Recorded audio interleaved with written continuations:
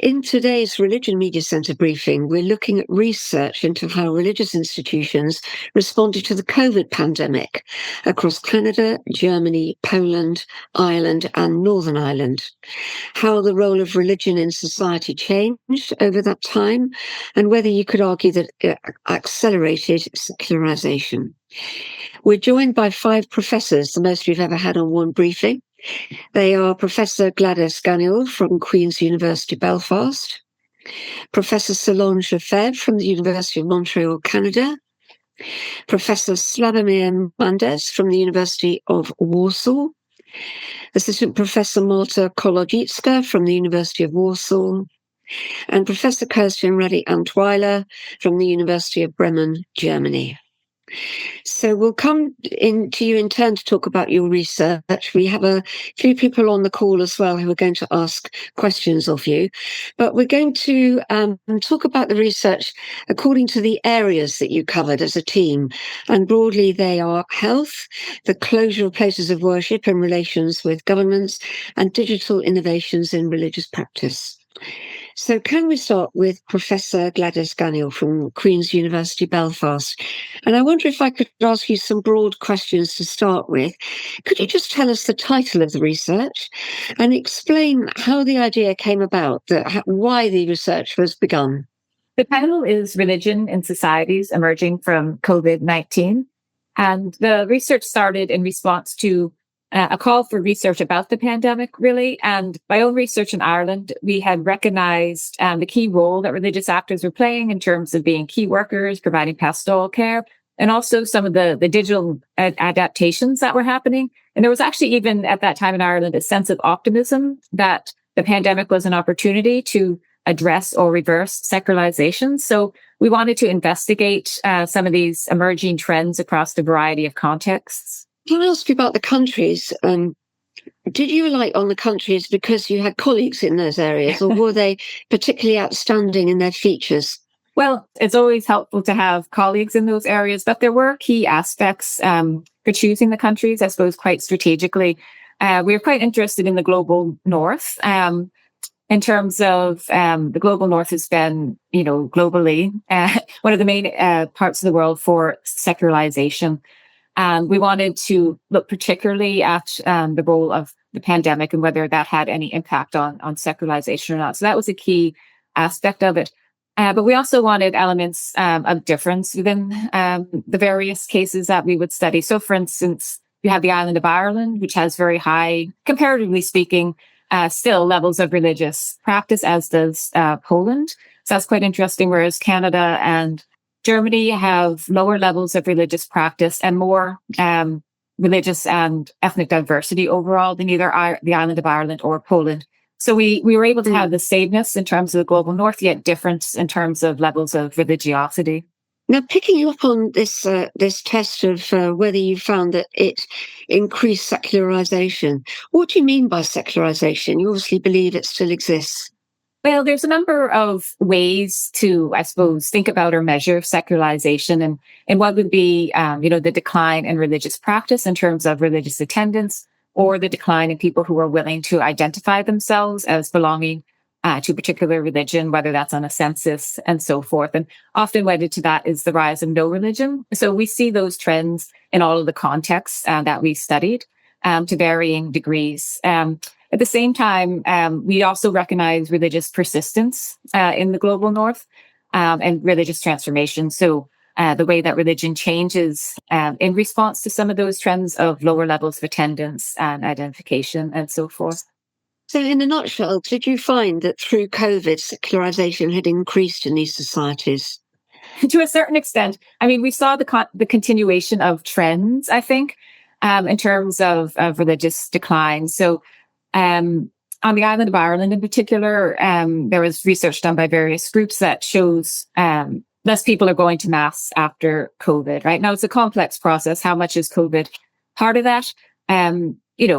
That's debatable. Although some of the questions that are asked very clearly, people say, I got out of the habit of going to mass during COVID, and that is something that hasn't really rebounded. So we have found that to a certain extent across societies, although very interestingly, in our particular cases, it seemed to be the majority Christian churches where this was happening. So amongst Muslims, for example, and the context where we studied Islam, they did not report decline in religious attendance, and there's not the same sort of evidence for that as well. Now, you in particular looked at the issue of health and vaccinations and conversations that were held within the various societies over the moral issues involved with all of this. You say in your research that you found the discourses reflect genuine respect for science. But I'm wondering in what sense this was new, because surely there have always been conversations between religious people and doctors who are from secular society on the morality and ethics of various vaccinations or other health issues. So what happened that was new in the COVID pandemic that you saw? Well, I think part of this conversation is the way that some religious groups were portrayed as anti-vaccination in the mainstream media. So, for instance, a lot of that comes from the American context as well. So there's almost a stereotypical view that within religious groups, there's some sort of vaccine hesitancy or resistance. And then also early in the days of the vaccine development, there were some noises from the Catholic Church, Catholic bishops, associations, and so forth, that, you know, a vaccine developed using fetal cells might be unethical. And we actually, in our cases, had statements from the Canadian Catholic bishops and the Polish Catholic bishops sort of indicating that early on. Now, both bishops' conferences quite quickly backtracked on that, especially after the Pope said, hold on there, vaccinations are the greater good and the common good here in our particular case. So there were those elements, particularly around vaccinations, where, there was some, I suppose, public perception that religious groups could be anti-vaccination or contributing to vaccine hesitancy. In terms of the wider science versus religion debate, I mean, to a certain extent, in the West, there is a sort of polarizing discourse that science and religion are incompatible. But we certainly did not find that in the official documents of the religious groups that we were examining, strong support for science across the board. Yeah. I read in one article that the big impact throughout COVID was that these conversations about the ethics of certain treatments were played out very publicly, whereas in the past they would have been behind closed doors, between religious leaders and scientists and so forth. Do you think that implies that actually religion had a higher place, a more central role, a more important place in society during the pandemic? I'm not entirely sure if you can make that claim. Certainly, we looked at the documents, the official documents of religious groups. But you can look at those documents and what they're saying, but you can't really tell if anybody's listening to them, right? So in some ways, the documents are posted on websites. Maybe people that are members of those groups or affiliated read those documents. Perhaps in some cases, they're picked up in mainstream media. But just because the discourse is there, we can't really, I suppose, accurately measure that impact. What were the long-term implications? I don't know if you've done any research since the lockdowns ended, but are there any long-term consequences of these public discussions on the ethics of vaccinations and research? Well, I mean, I think one thing that we could probably begin to say, based on our research, is that in the context we studied, particularly amongst the Christian churches, there is a greater willingness to use scientific reasoning and sort of generalized moral reasoning to justify their claims alongside maybe religious or theological language. So that was actually one of the interesting things amongst the Christian churches. There was almost quite secular discourses that mirrored what other groups might have been saying. And, this wasn't to say that religious or theological justifications were totally absent, but the secularization of religious discourse, around some of the big issues, I think, is a very interesting trend as well. Thank you very much, Gladys. And just a reminder, if you want to ask questions of the guest, to make some suggestions in the chat box. But we'll move on to another area of research in this project. And this is on the way religious organisations were consulted or liaised with national governments. especially over closure of the places of worship. And this aspect was studied by Solange Lefebvre and Slavomir Mendes from Warsaw. So, Solange, can we start with you? I think some fact-finding, first of all. Tell us what happened in Canada and Northern Ireland over the closure of places of worship, over the liaison that was taking place between religious organisations and the government. Was there close liaison? Was it closer than usual? What did you find? Well, the interesting common point is that interreligious dialogue took a major place. And we found out that it was in a way related to the way that there's or not a constitutional status. In Canada, churches were never recognized officially, as partners in the Constitution. And in Ireland, you lost this constitutional status, which means that the relationship is less structured with the government, less official. So this conducted to a preference from governments to deal with interreligious groups, not just one religion, but many religions and Christian churches. So interreligious dialogue took a very central place during the pandemic. You describe that as advanced secular separation. And I wonder what you mean by that, because surely it was close religious cooperation rather than separation of any kind.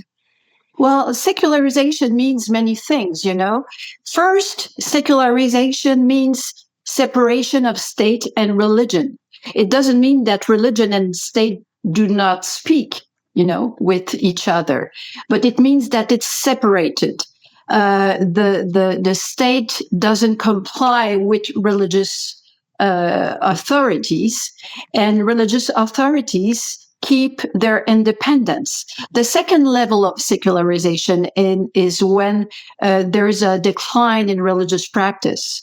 And there's a third meaning, a decline in religious feeling, religious sentiment, religious belief.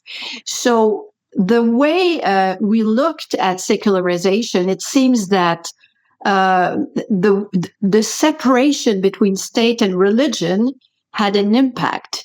Like in Germany, of course, the population can be secularized, belief, practices, but the state and the church still have a very close relationship, notably through taxes and through the way they give churches authority and responsibility in the healthcare system. And in Poland, the Catholic Church has a strong sense, constitutional status. So the dialogue between the state and religion was more structured because they have public officers very close to the church. It's the way a relationship between religion and the state is structured and organized. If it's separated, like in Canada, and it's also the case, but a little bit less on the island of Ireland, there's no structured dialogue with only one religion. And to stay neutral, the state preferred to have a relationship with several religions at the same time, to talk with them all together. It was the case in Canada. It was the case on the island of Ireland, but it was different. I still don't get why you regard this in some way, or you can interpret this under secularization. Because if the government, for this reason, chooses to speak to a group of religious organizations, it's acknowledging the importance of religion in society. The importance of religion in general, but not the importance of just one religion. That's the point, In Poland, the most important religion is the Catholic Church. Still, there are other groups, like our colleagues in Poland, they studied as well on Jehovah's Witnesses. They studied the Orthodox Church, because we chose also smaller religions in different countries. So there's religious freedom, of course, but there's one or two religions that are pillars to societies. In Germany, it's the Protestant Church and the Catholic Church. In Canada, of course, Christian churches have a huge influence, less than ever, but they still have an influence because of history. But the government wouldn't want to show an image like he's considering one or two religions above the others. Can we bring in Slavomir Mundes here from Warsaw? Reading some parts of the research in relation to Poland and Germany, you speak about the objections that were raised by religious groups to new laws that were brought in by the governments, particularly about religious freedom. We had that over here when places of worship were closed, and shortly I'm going to bring in Frank Kramer to ask some stories, to ask some questions. But just sticking with your research on Poland and Germany, just describe to us what happened. What were the objections that religious organizations made to the new legislation that was coming in? Yes, it's true. In general, Poland is presented as a very Catholic country, and definitely is true. And without saying, the Catholic Church generally supported the government, but at the same time, it defended its autonomy.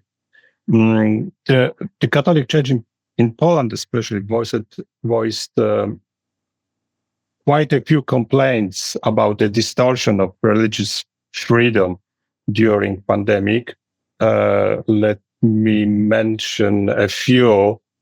I think the one and the most important is the disproportionate restriction on gathering.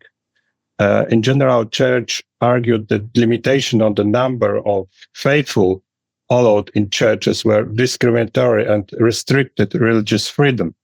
I mean that the Church often compared the restriction which were put on the Catholic Church, on other churches as well, as unfavorable to the easing of measure in other public spaces such as cinema, theaters, or public transport. For a quite long time, we have a situation when people could gather in a theater, for example, but could not participate in religious service at the same number. So that was one of the main, I think, hotly debated topic during pandemic, or one of the reason why Catholic Church clashed with government. We had that here as well. And I wonder if I could just bring in Frank Kramer at this point. We had people going to football matches and not being allowed to worship. I do remember that being a subject of a big public debate. But Frank, you've put something in the chat box. Would you like to just give your reflections on what the speakers have said about this? The position in England was very strange because I think that, as you will recollect, Ruth, everybody agreed that we had to have something like lockdown to avoid the spread of infection. However, in March 2020, the archbishops and bishops of the C of E issued an instruction to the Church of England that all church buildings should be closed, not only closed for public worship, but individual clergy weren't allowed to go into their own churches to pray or to celebrate the Eucharist. The Roman Catholic bishops decided that obviously they would adhere to the lockdown rules, but Roman Catholic clergy could go into their own churches, say Mass, and live stream it in their congregation. Now, there was a fairly complicated issue about the theology of what does participation in a live streamed Eucharist mean. But as far as the Church of England was concerned, there was considerable criticism that the bishops had in effect gone far beyond what the lockdown rules required. And there was a lot of grumpiness about that. And I, speaking as a Quaker, not as an Anglican, I got the impression that that continued after the lockdown rules had been lifted. I'd be interested to know what the position was in the jurisdictions that the panel studied. did they have the same kind of draconian rules? And query, what effect did that have on church attendance once the lockdown rules were lifted? Well, yes, in Canada it was quite radical too, and we had the same arguments. The well-known, the famous quote is, "Why do the bar open and not the churches?" And but I must say that there was a certain because we are speaking a lot about decline, and it's true that a bishop told us in an interview that he thought that the closure of churches accelerated because of the pandemic, and this is for sure. In Canada, a lot of churches are closing now, but the pandemic made religion more visible because there was a paradox. There was this complying without agreeing, because there was this source of meta authority we all complied to. It was this held global emergency measures, because it was people were dying on television. We must remind what was happening at the time.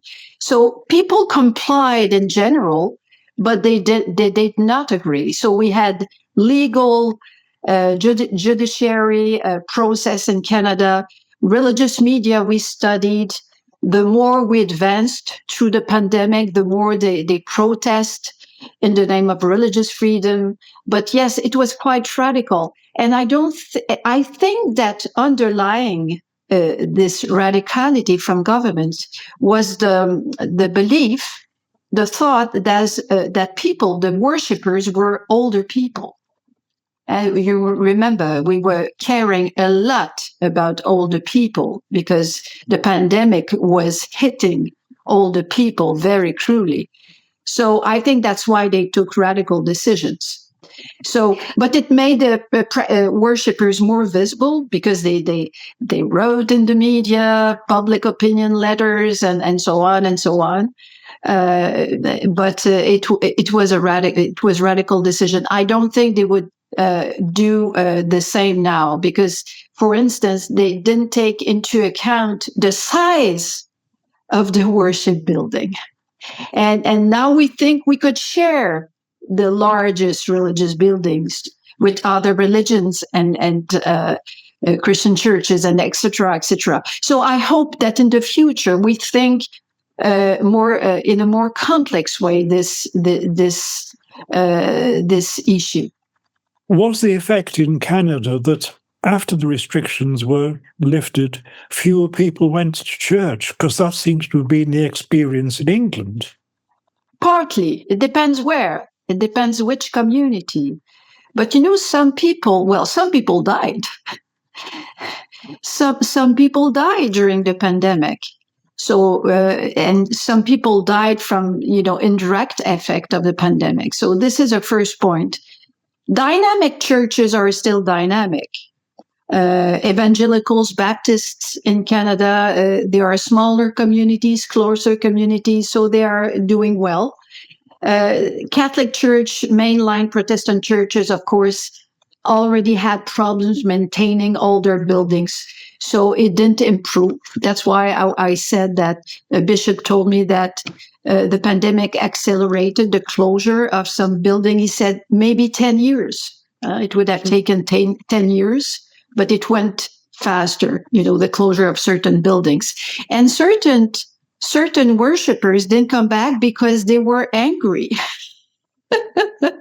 A lot of communities told us that because the churches try to comply with the measures. We even asked for a certificate of vaccination at the entrance of churches. So this was really the top of the radicality to have a certain role of surveillance with worshippers, and some churches protested a lot against that. But yes, it had an effect, that's for sure. But it's unequal. where, which community, and etc. I have a question for perhaps you, Solange, but any of the other researchers.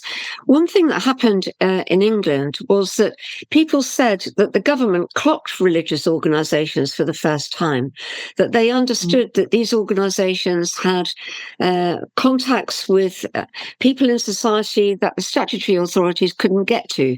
So people were being visited and fed by religious organisations, for example. And also the organisations had buildings so that you could put vaccination centres into these places. And this was somehow revelatory to the politicians, the extent of the influence of religious organisations in society. And I wonder if any of you, any researchers in the other countries, came across that phenomenon. Briefly, before my colleagues answer, it's the case in Canada as well.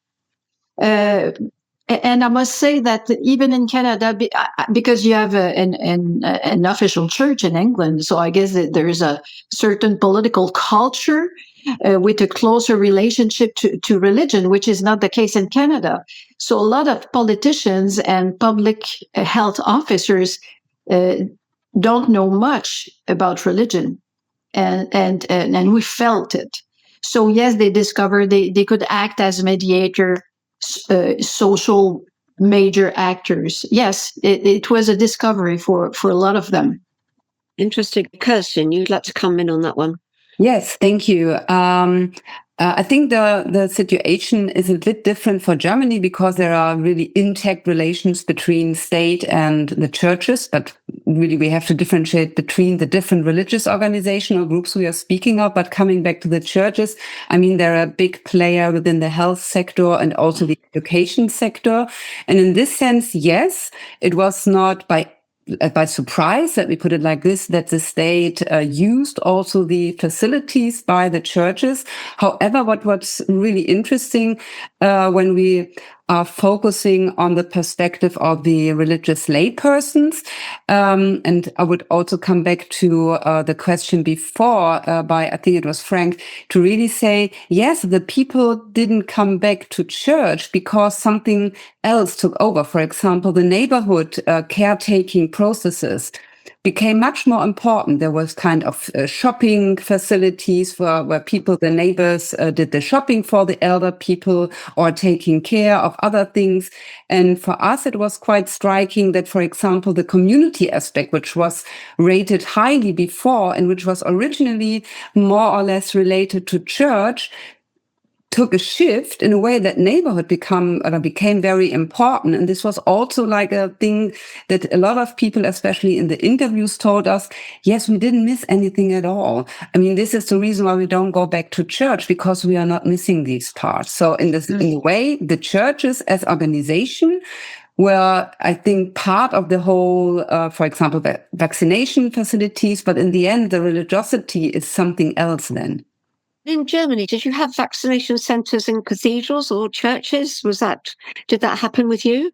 Yes. I mean, we have more or less the thing in schools, kindergartens, etc., because this is also quite popular art. This is quite normal, for example, in election processes, but also in churches, but not so much because I think the infrastructure in Germany for these kind of facilities is quite well. Can we stay with you, Kirsten, for your area of research, which is on the digital innovations that happened during COVID? And you did some research on this, and Professor Marta Kolodicka from the University of Warsaw, you did some research as well. But sticking with you, Kirsten, for a moment, you researched the new methods of communication that took place among religious groups. And you say that there was more communication with the smaller churches than you saw with the larger denominations. I wonder if you could just paint the picture for us. What was the picture of how churches communicated with each other, perhaps for the first time during COVID? Probably I have to ask, like, what do you mean by communicated with each other? Do you mean the communication within the different religious groups, or the communication from the religious organization to their members? Yes. The first one. Okay. Probably the first one is better than, probably Gladys, not Gladys, Martha can speak a little bit more on that. But what I found, I mean, of course, the smaller organizations are much more reliant. And I would say also on, for example, with the migration backgrounds of using digital technology. And I think from our experience is that especially the Christian groups, but also the bigger groups are more or have been more reluctant, and of course also have organizational issues. I mean, we experience the same also in universities, but also in the school systems, that it's quite challenging, let me put it like this, integrating new forms of communication. So we saw that in the end they were using it, but more in a traditional way to really, we would say more in a kind of mass mediatization way. So also to keep the control of the content they are transferring, and in a way that it also ended rightly after. For most of the groups, it ended quite harshly right after the pandemic or the restriction ended. But probably Martha can say something more about that. Let's ask Martha to come in now. Martha, as well as looking at the way that churches communicated with one another, you also looked at how religious practice changed in terms of worship, prayer, all kinds of religious practices that moved online. Tell us what you found, the differences between the different church groups and how extensive it was. Well, in terms of religious practice as such, I think the most important difference would be the introduction of this kind of in-between space of praying at home. When you watch online sermons, like live transmissions of Sunday Mass, for instance, for Roman Catholics. In Poland, some bishops issued instructions of what to do, like how to pray. Should you kneel? Should you sing the songs, etc., which was very interesting. And I don't remember this happening before. So of course, we had transmissions of, let's say, huge religious events or pilgrimage centers, but not on a regular basis. This was, of course, kind of a necessity because although in Poland the churches were never closed, so we didn't have these sort of draconian measures as were mentioned before, there were still restrictions on the limit of number of people who could attend. So in terms of practice itself, I wouldn't say we observed a lot of innovation in the sense of new forms of practice erupted and have taken over. I wouldn't say that, but definitely there was this kind of gray sphere of what is the meaning of this practice now. So I would say that the biggest challenge for the religious communities was to kind of create the meaning of this practice at home while watching online services or online meetings or online sermons. We have Dr. Josh Edelman on the line.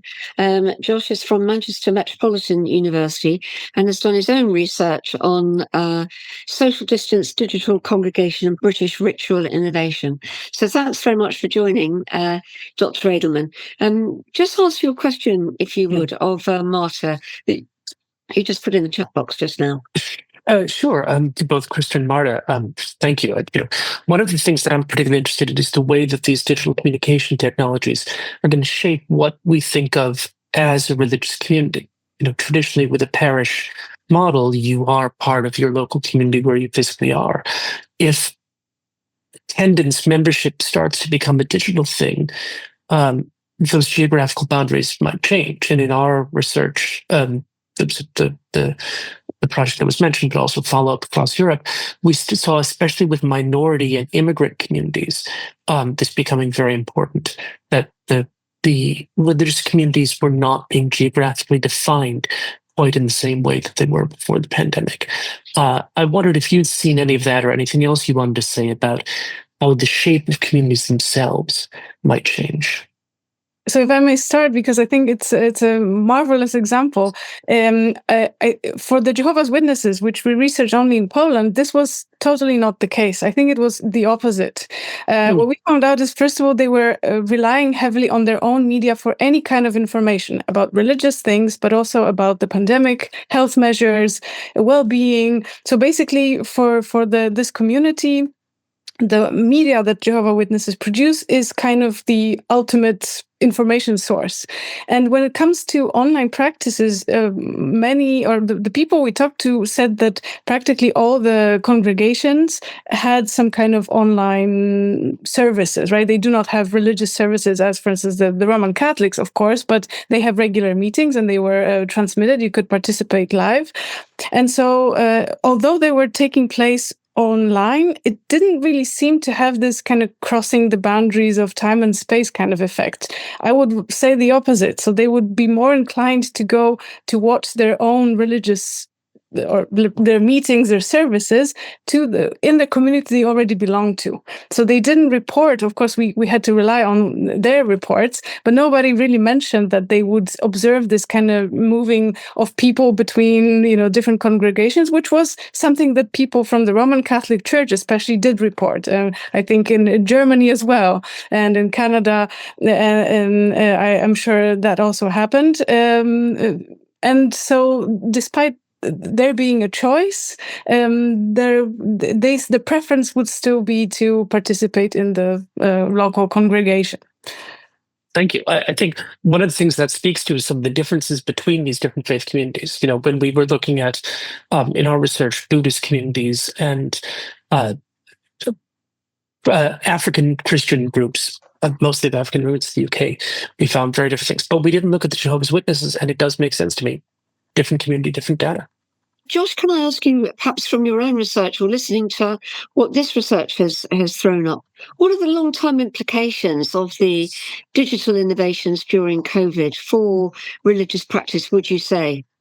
I think the researchers on this project to speak to their own work.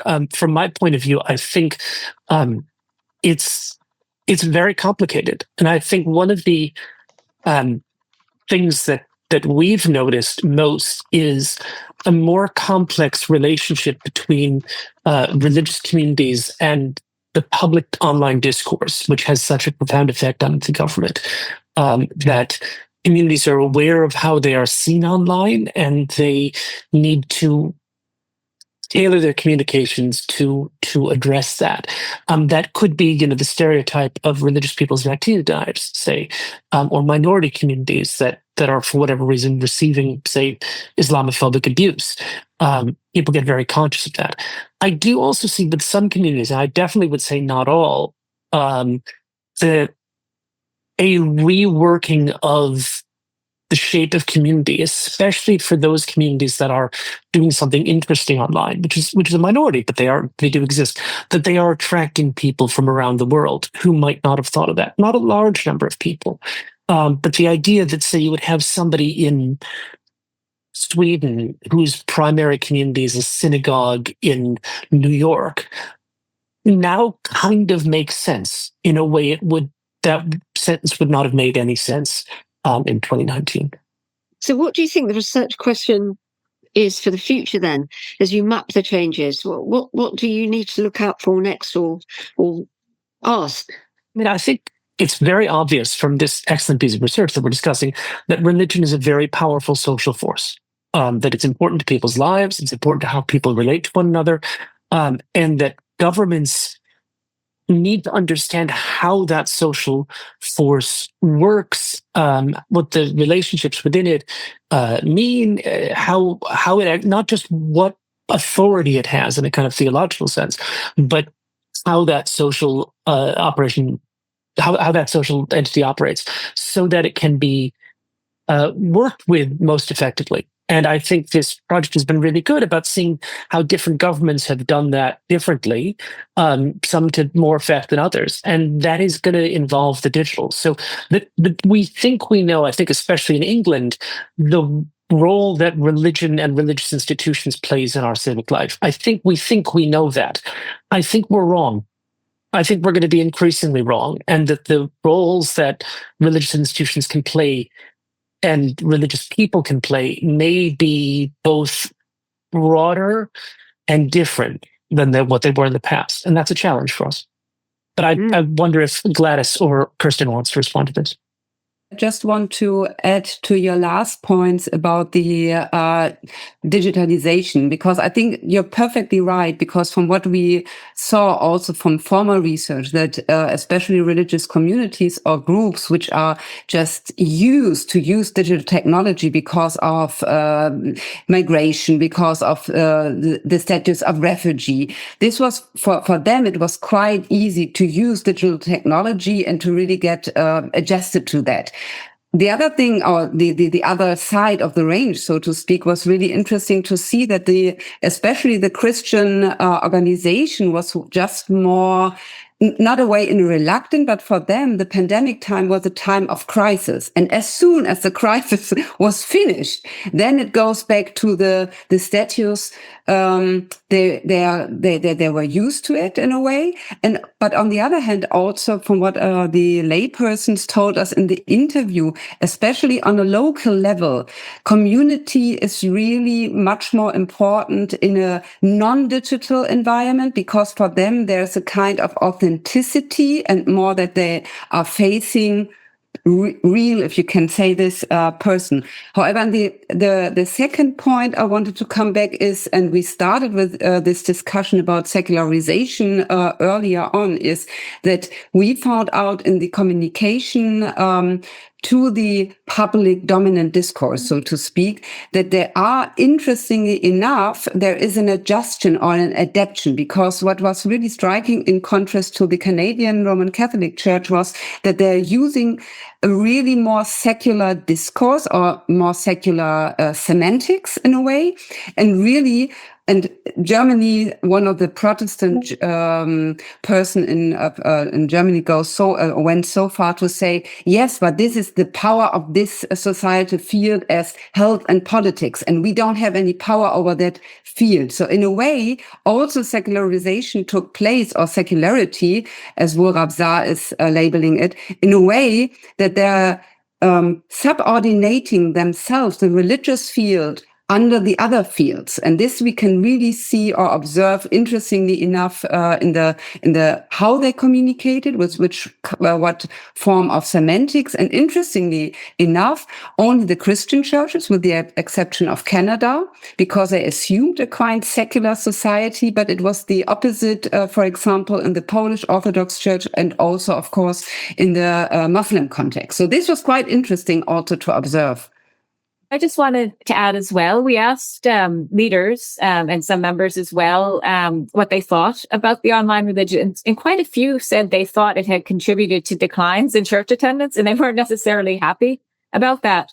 So you also got religious groups stopping online transmission of religious services at various points after the pandemic. So there's sort of an ambivalent relationship with religious institutions and the online.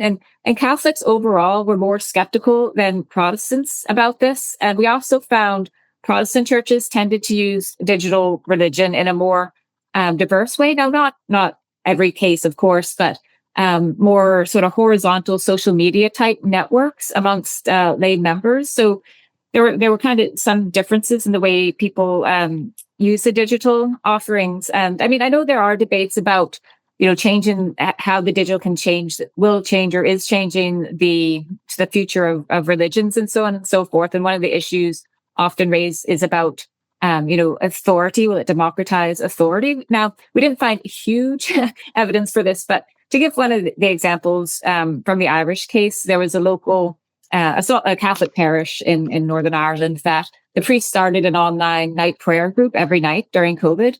And that prayer group has now been totally taken over by the lay women, pretty much in the parish, who now do it even after COVID on a pretty regular basis. So that's, one sort of example on a small scale of how that's now a different model of the way that parish operates. There's a significant digital element to its regular practices. I think the digital is varied. Right. There's worship, but there's also, like Gladys just mentioned, prayer. A few religious groups we interviewed decided to go online for certain activities. And we know that in more traditional churches, meetings now are done online. So the online is in our lives. We see it this morning, this morning in Canada. It's morning in Canada. It's earlier in Canada. So we're online. I went on I was a colleague died in Australia during the pandemic. And we were more than 200 people online for the funerals. So online opened many possibilities but for many crucial, I would say, human experiences, religious groups choose to stay together physically, like we do in schools. Like we choose in schools, we fight against this trend of being online all the time because it's easier. You stay home. So we ask, professors, students to come on campus. So it's the same with religion. We have to be physically together at some point, but we can use the online for many, many things now. And it's really a benefit. Thank you. As we draw to a close, I wonder if I could ask all of the panelists to answer the same question, which is that your research was into how religious institutions responded to the COVID pandemic and how the role of religion in society changed. And I wonder if you could all answer that question, please. How you think, what did your research tell you about how the role of religion in society changed during the COVID pandemic? Well, I'll couch that first by saying, we saw both continuity and change throughout the research overall. But I suppose, particularly if I'm speaking about the Irish case, it maybe intensified or accelerated trends that we already knew were there. So I do think, as has been mentioned by some other panelists already today, that people who were maybe sort of on the edges of their faith community and not sure if they were committed, particularly in the Christian churches, they have now, their practice has declined. That doesn't mean maybe they don't believe in God anymore or something like this, but there has been a decline in institutional religious practice, which I think has, been precipitated in part by COVID.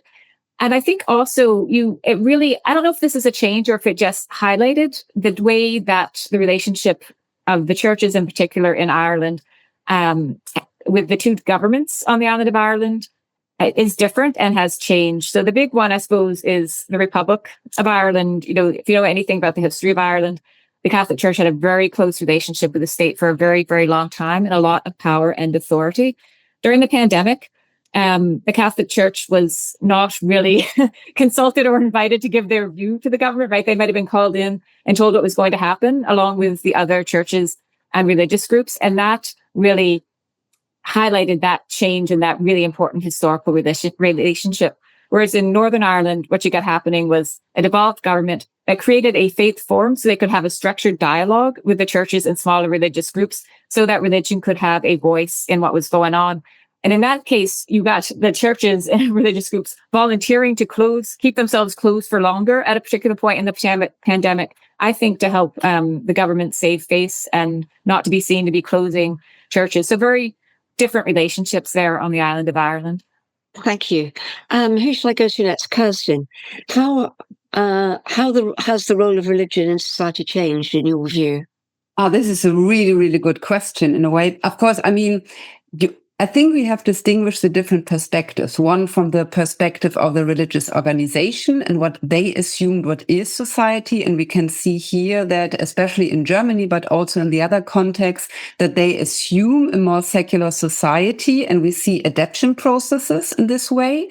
And on the other hand, what is probably, especially for the German case, was really, really surprising of the role of religion changed in this sense especially for the lay person we interviewed, that they became highly frustrated in not only state organization, but also in their religious organization as such, because from their perspective, they experience also processes of discrimination or patterns of exclusion in a way, because people who didn't want to get vaccinated were excluded from the services. And sometimes, and I think it was mentioned before, the church regulation were even higher than the state's regulation. And what they also experience in a way that there is a missing conversation after the pandemic times to really think about what went well, but what also went wrong. And I think this is it was, I would say it was in all countries the same, that it was also about, would Jesus do the same and exclude other people? So especially in the Christian church and the experiences of exclusion and the evolving factor of a higher of a rising distrust in religious and state organizations.